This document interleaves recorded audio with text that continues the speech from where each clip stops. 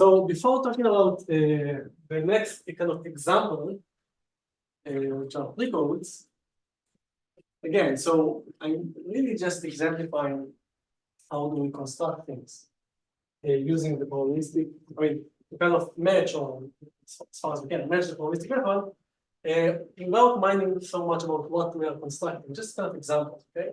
But before doing that, let me just say two things about, so these are things about, we can put it in the framework of how can randomness help us prove things, but actually randomness appears in mathematics without proving this, without us proving things.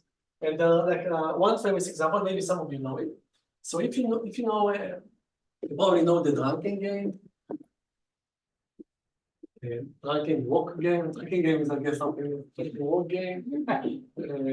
So you have like someone that is sitting at point 0, and with probability half moves to the left, probability half moves to the right.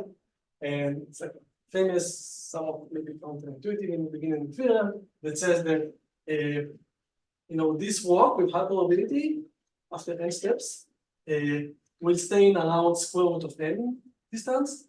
And moreover, it's actually probably it will be of that distance. It usually won't go to 0. It will be roughly a square root of n, a standard deviation argument. So, right, so moving left or right with probability 1/2 from the origin. So I'm kind of writing it like that, but in the notes it is again in the more extended way.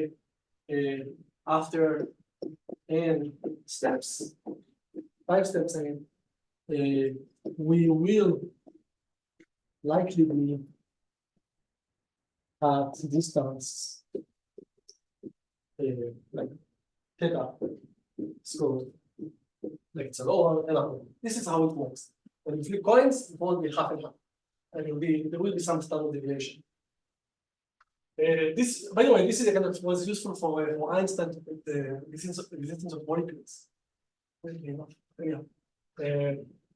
Okay, so now let's play the game where you don't play the drinking game with a person, like an ordinary person, but with a mathematician. So how the mathematician plays this game? Obviously, he will move left or right, or maybe actually stay put. Let's add a stay put kind of. How do I decide that? It's going to be completely deterministic. And I'm looking at say I'm at the kth step. So I'm going to look at k. I'm a mathematician. So if it has a repeated prime in the factorization, I'm going to stay put. Okay, so if k is divided by p squared for some p, stay put. Otherwise, I'm going to see how many distinct, now it's all distinct, how many distinct primes factors they have. And if it's even, I'm going left, and if it's odd, I'm going right. Have you seen this before? P is a prime, K is the n now? What is Yes, yeah, right. So K is the time step, so I'm looking at the K step. And at the K step, I'm a drunken mathematician, so I'm factorizing K. Yes. And if there is a prime power, prime square dividing K, I'm going to stay put. Oh, any prime square. Okay. Right. So even the factorization not only kind of distinct. So yes, it exists that. And up where 3 is prime. Right. So if K is not square free, I stay put. And if it's square free, I'm moving left or right according to the parity of the number of factors. So I'm moving left if I don't know how to this. K has maybe I shouldn't write it this way. I start with an even number of distinct prime factors. They're all distinct. Factors are distinct if it's square free. Sorry? If it's square free, all the prime factors are distinct. Yes. Oh, but if it's even, I'm going if the number of but you didn't need right, the word distinct. Yes. Good. Another one is right. Then the question is, how does this behave? It's really a question about how random are prime numbers, right? In a sense, it's kind of one kind of a test that you can do to them. So, like, this is the benchmark. So if they are random, they will behave like that. That's fine. So do you know the answer to that? It's actually very interesting. Know that.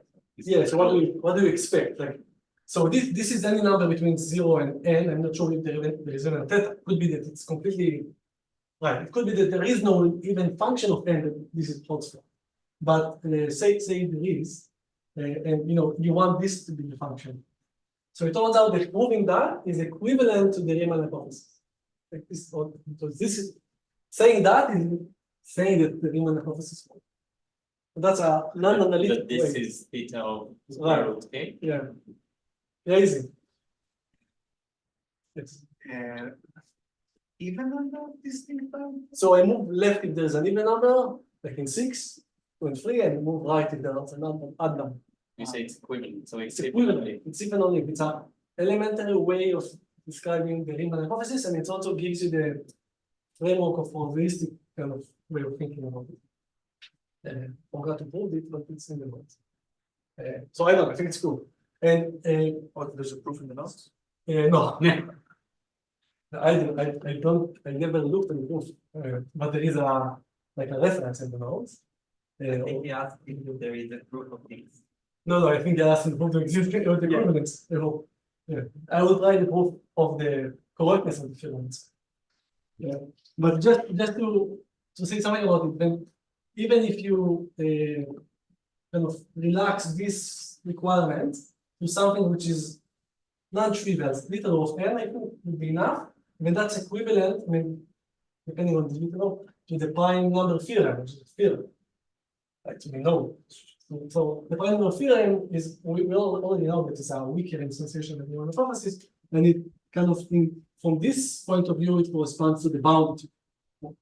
What's the final thing? So there are n over log n numbers of them. Yeah. So that's, I think, cool. And it's kind of, it's really a question about pseudo-randomness in this sense. It asks, the prime numbers, are they pseudo-random in the sense that they behave with respect to this kind of game as a random sequence? Last time. So if we can simulate this, and Right.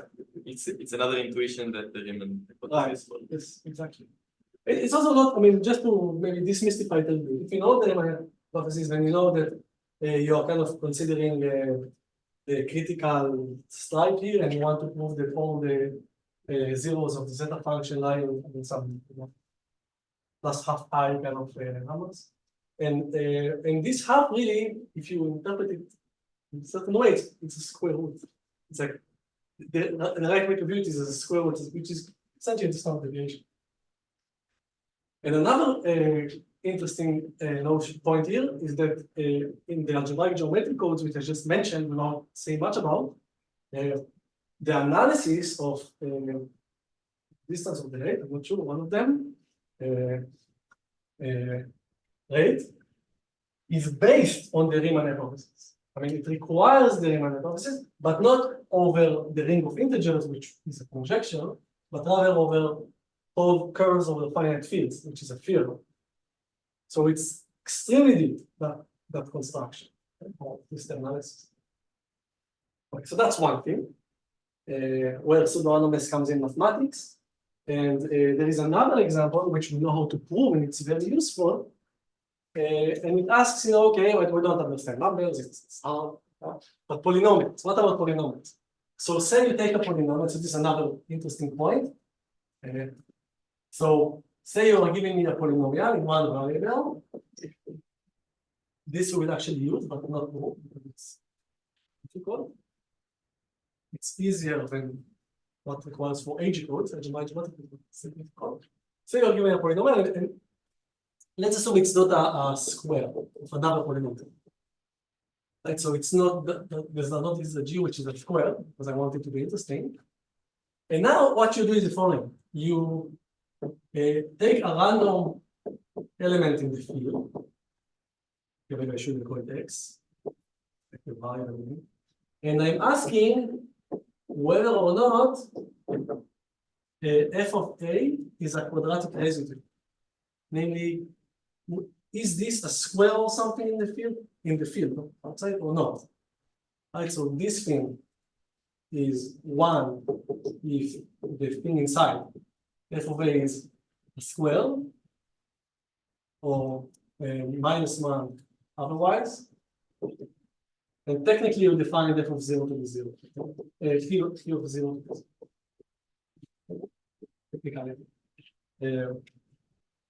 But generally, you should think of it as kind of, it's kind of checking like a parity kind of thing. So half of the elements are prime powers, are square, half of them are not. And what you're asking here is how, to what extent a polynomial, and think of a polynomial of small degree, to what extent can it kind of fool this test, kind of make this thing which should be kind of unbiased, biased. So for example, if A is a linear polynomial, just polynomial, say X, this is just going over all field elements, this is going to be 0. Will be full cancellation. What happens if these are squares, you know, degree 2 polynomial? Oh, sorry, degree 3 polynomial. Degree 2 polynomial. Oh, good, sorry. I just checked your Only it doesn't have coefficient of x. Oh. I mean, it's like x squared plus x. That's it also. I think that's okay. It just needs to not be a square. Right, exactly. I mean, this is the trivial reason for this not to work, and it is the only reason. Right, so you can ask, you know, I mean, you can, if there is any function, you can do anything. But, you know, if it's a low degree, which kind of measures the complexity of the function, you might expect maybe there is some bound here. And if you are like very optimistic, and you should be, you would expect like a square root behavior. So you want this thing, or the absolute value of what? You want this thing to be at most something like square root of q times something, depending on the degree of the polynomial, because square root is what you expect to have. It's, and how the number of root here tells you how much kind of standard deviation in sense can occur. And the answer is, you know, you can actually slightly improve that, but d times square. This degree. So a degree 5 polynomial cannot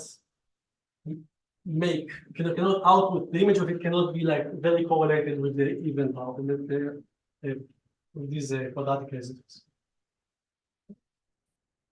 This is called the Bell bound, and so there's a movement more very, it's kind of deep.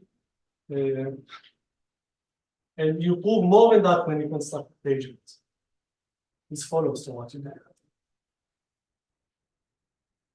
Very useful. But again, just kind of telling you that, so the way I view it is kind of saying that low degree polynomials, well, they behave as random with respect to this test. Okay, so that's just, you know, some phenomena in mathematics in which randomness occurs. There are more. Oh, there's one more which I want to say. Then we'll go here. So here is one cool thing. Is it okay? It's kind of a informal discussion. So, okay, so let's say you have a set. Now I can do it in over finite fields, but I don't want to go into weird corners. So let's consider integers. Okay. You can also take a finite field, which is prime. It's also going to teach you before, but never mind. Then I'm looking at the following two operations: a plus a and a times a. And by that I just mean, you know, this is the set where you just take all possible sums of that. And you take all possible sums from two elements of a. You can also do it with a and b if you want. And here is a multiplication. And what you want, and we will actually maybe talk about it with more details later, because what you want is that this set or that set to be large, because that kind of implies expansion, or we'll talk about it. But they are not large. I mean, if A is an arithmetic progression, for example, that will be of size maybe twice as the size of it. Like if it's 1 to n, then this will be like 2 to 2n. And same here. What's the bad example here? Like what kind of a set doesn't increase under multiplication? 1 minus 1. Right, geometric. Yeah, that's a good example. But geometric is like you can scale it. So if you take any geometric sequence, then kind of by reduction to that, it doesn't increases in size. And the question, can you say something about, you would want to say something like, well, if that fails, then this succeeds. But for the arithmetic progression, this fails and this succeeds very well. And so you can ask, what can you say about the max? Or almost Size. the size, right? Or almost equivalently, what can you say about A plus A times A? You can kind of reduce them to one another.